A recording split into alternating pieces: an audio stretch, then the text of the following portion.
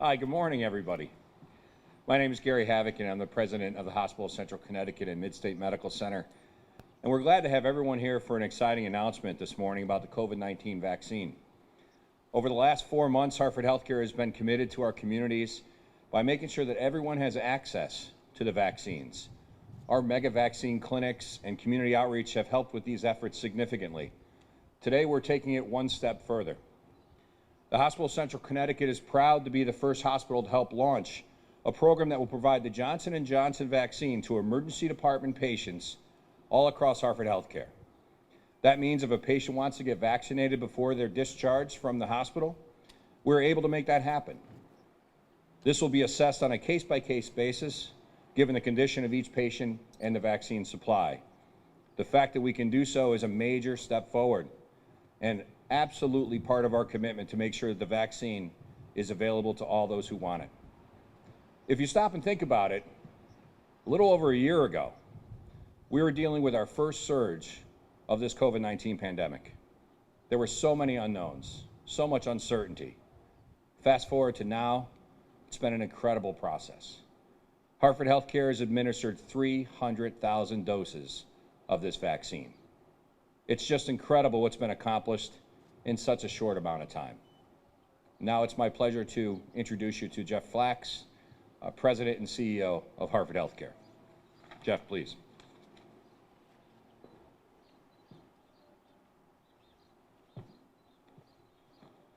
Thank you. This is an important day, and it's a great day. We're in a race. We're in a race to get the vaccine as safely as we can to as many people in our community as quickly as we can. And it is essential to us to win this race. Last evening, we crossed 300,000 vaccines. Actually, we went to 301,000 vaccines. It's almost impossible to imagine just a few weeks ago when we were administering our first vaccine that just several weeks later we could be in this position to have 300,000 people, 300,000 human beings today have that vaccine. Last Friday, we broke our single-day record. We administered 8,179 vaccines to people within our community. Yesterday, we vaccinated 7,950 members of our community. So we have continued to increase the number of vaccines that we are delivering each and every day. Our only rate-limiting factor has been and continues to be a challenge, which is the number of vaccines that we receive from the state and federal government. But our commitment within Hartford HealthCare has been and is to administer every vaccine that we receive within 5 to 6 days of receipt. And we continue to be able to do that. We're built our health system to administer more than 80,000 vaccines a week. And that's why I'm confident that as we look out over the next 2, 4, and 6 weeks, we will be in a position to ensure that every person within our community who elects to get the vaccine will have ample access to it. Last week, we inaugurated, which was a tremendous move forward for the state of Connecticut, but in the city of Bridgeport, we received the first FEMA van in the United States. In that van last week, across 5 different locations, over 10 days, we administered 3,256 vaccines. 56% of those people were people of color. 98% of the people we administered those vaccines to lived in the city of Bridgeport. It's these types of efforts that will ensure that no community, no person will be left behind. And that's why I'm so proud of the effort of the state of Connecticut, of our governor, of our team, our mayors, to continue to ensure that no community will be left behind. And with that in mind, it is why today we are celebrating another set of important advancements. Today we are ensuring that every person who is in our emergency departments will be assessed and considered for receiving the vaccine if they're clinically appropriate and if they have not been vaccinated. And this is another effort to ensure that no person can fall through the cracks, that we are protecting the health and well-being and ensuring the maximum amount of access to all people whose care we are entrusted with. And it's an incredibly impactful moment, inspiring moment, liberating moment to see our caregivers connect with the patients within our emergency department who are given that opportunity to have this vaccine. Similarly, late last week, we began vaccinating our patients who are being transitioned out of our hospitals. So before they go home or before they're being transitioned to nursing homes or home care services, they are being given the opportunity to be vaccinated. And thirdly, next week, we will begin vaccinating patients who are admitted to our behavioral health centers. And they will be vaccinated upon entry and given that opportunity. So we are doing everything possible to ensure that people cannot and will not fall between the cracks, and that no community and no person is left behind. And we are making tremendous progress. Through our emergency departments alone, we are anticipating across our 9 emergency departments, more than 2,000 people each week will now be vaccinated who otherwise may very well have not been identified. So we will continue to use all of our ingenuity, all of our resources, all of our creativity within Hartford HealthCare in this moment where it matters most to ensure that we get everyone within our community vaccinated and safely restore the health and well-being of our region. It's now my pleasure. None of this happens without tremendous partnership, support, and cooperation. And here in New Britain, where we're inaugurating this service today, the mayor, Erin Stewart, has been an extraordinary partner. Her pragmatic leadership, her sense of urgency, the practical way of which she ensures that she advocates and protects the health and well-being of the citizens of New Britain and this broader region has been absolutely remarkable for us to see. And the mayor has been a tremendous partner to us, both at 1 Liberty Square, but every step of the way over the last year. And I will say, she answers the phone immediately. Whatever we need, whatever request is there, she says, how can I help you? And we can't ask for anything more. Mayor Erin Stewart. Thank you, Madam Mayor.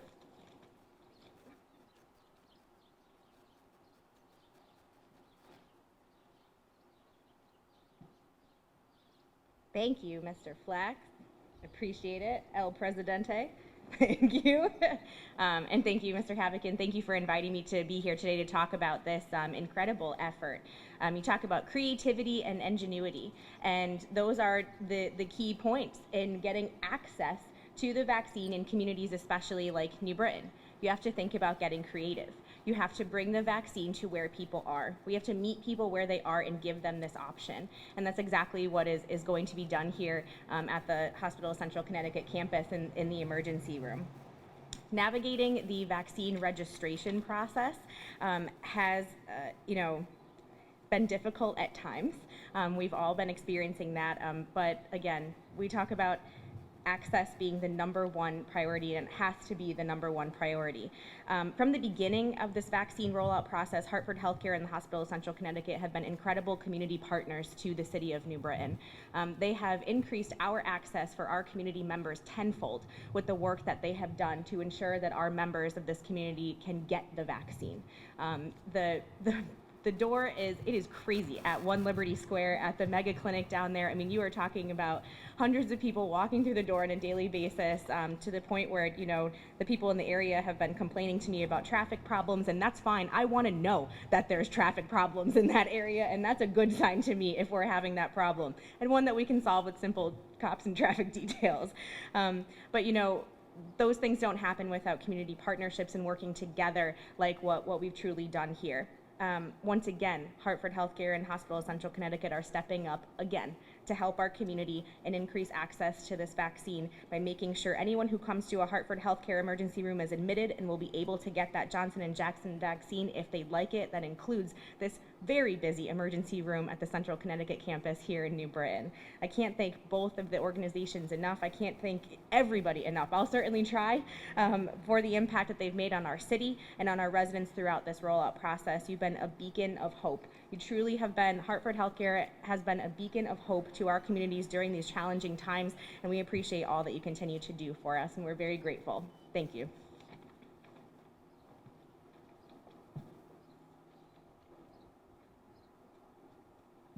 Thank you, Mayor Stewart. And, it's really an important message, and the partnership between the community and healthcare providers is essential.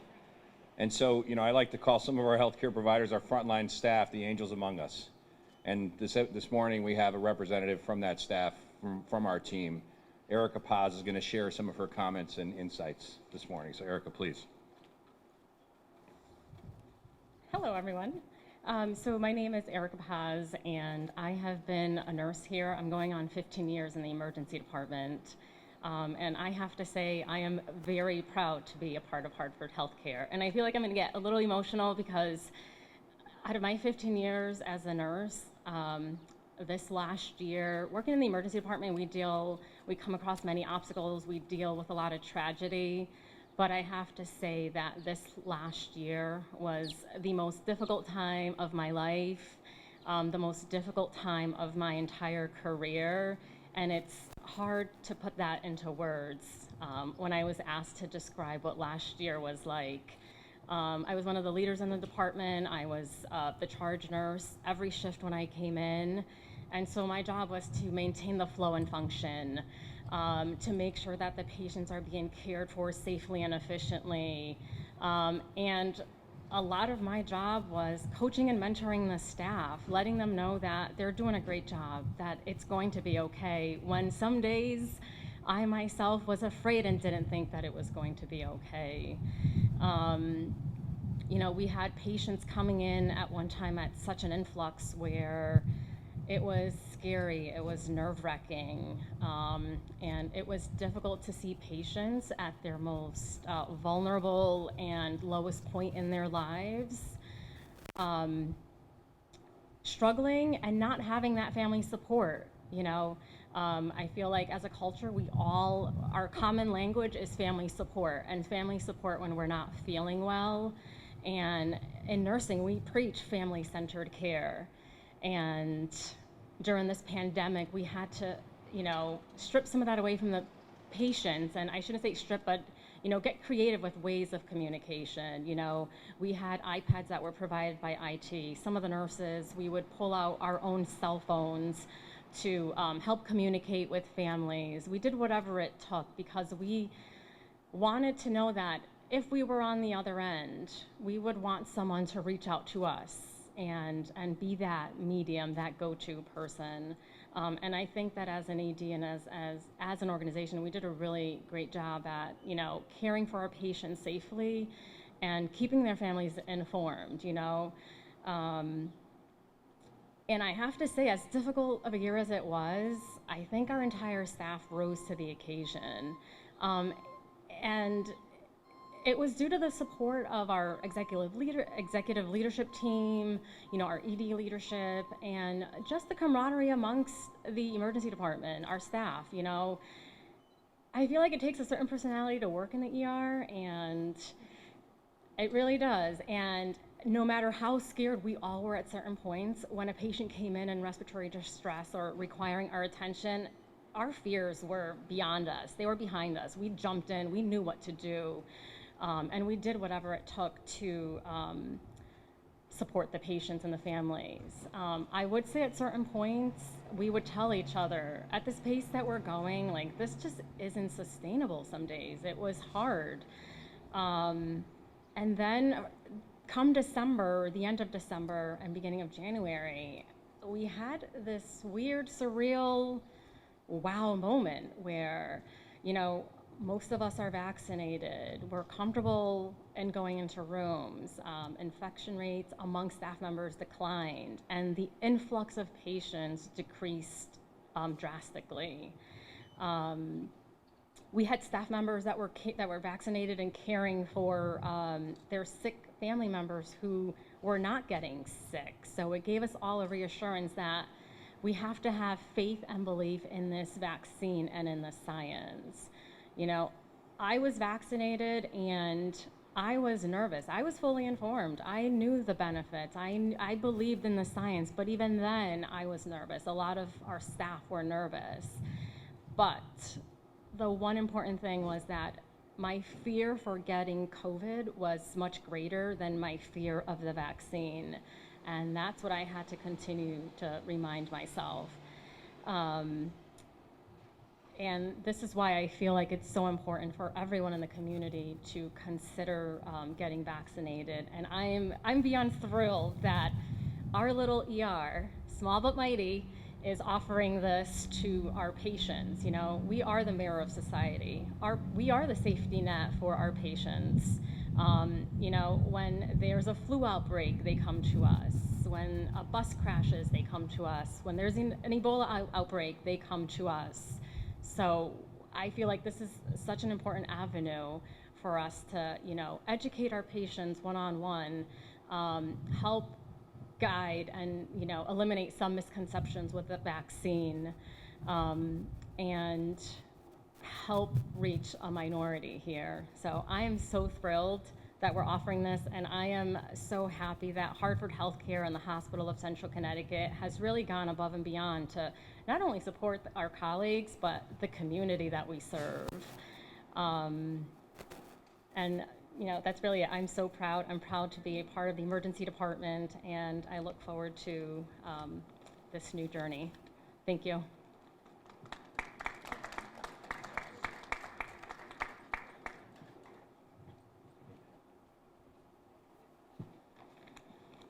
Erica, that was incredible. Thank you so much, and thank you for all that you do and all you continue to do. That's incredible words. So before we close, I'd just like to thank all of our colleagues for their hard work and dedication in the past and now. They continue to come in every day and do what they need to do, because that's what their commitment is. That's what they've signed up for, and they do it amazingly well. I also want to thank everyone here today for coming and for sharing in this joyous moment with us. So thank you, and now we'll open ourselves up for questions. And if there are specific clinical questions, we have an expert here too, Dr. Carden. Any questions about testing, the rollout, vaccines in the ED? We're here. Is it just going to be done in Johnson one shot, or will patients have the opportunity to get something from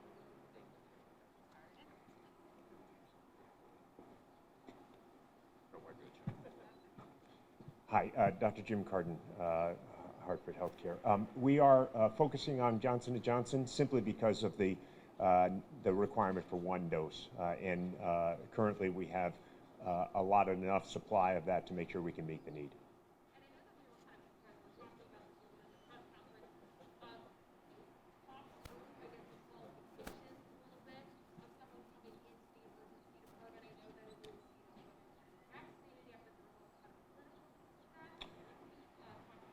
Sure, it's just making sure there isn't a concomitant illness which would preclude wanting to get the vaccine. Multiple things can layer into that to make sure the vaccine is going to have the immune response that we want to see have, so that's some of it. The biggest thing is making sure we explain the benefits and risks and all things around it so they're making a very informed decision. But there are an enormous opportunity for us to use this to really get to another cohort of folks who may be challenged to get the vaccine, and it's a perfect opportunity to sort of have that conversation and offer it.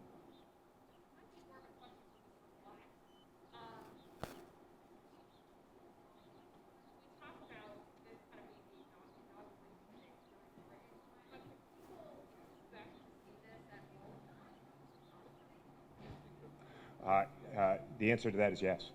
We'll be doing this at all of our EDs across the entire footprint. It's going to be a rollout, so we've got a couple of, I think we're up to 3 EDs today. This will be the inaugural, but then it should be quickly rolled out, and it's just making sure we have the processes and all the things in place. So, Doctor, it's, from what I understand, across your vast network, 9 institutions, how many more people do you think you'll be able to reach that you wouldn't have previously being able to do this? Sure, and I think Jeff kind of articulated, we're thinking somewhere around 2,000 looks like the opportunity. We certainly will welcome more if it's more and be pleasantly surprised if that's the case. I am hopeful, as much as we talk about vaccine hesitancy, that an awful lot of it remains access. And the more people are aware this opportunity is here, the more they come in expecting maybe they have an opportunity, I think we'll see greater uptake, which would be very, very reassuring. Yeah, I'm sorry, that's 2,000 per week. What did I say? Did I miss that? Will people just come in, or is this sort of appointment? No, this would be for people who are coming to the emergency department for other reasons, and we're just making it available. Yeah, no. We have plenty of places for you to come for that. Any concern because you have the Johnson & Johnson, as the governor said yesterday, I believe, that the amount we're getting is going to be reduced a little bit? We're watching it closely. We understand that the various kinds and types of vaccines we have will vary from week to week. That has been something we've been managing from the start. We want to make sure that whatever we're getting in terms of allocation, that we're administering it by the end of the week. That has been our commitment, and we've been able to meet that. Certainly, the Johnson & Johnson has some conveniences that allow us to do these kinds of things, and we will be prioritizing where we can use Johnson & Johnson where it has the most efficacy and the ease. So we'll continue to manage that as we see what we get.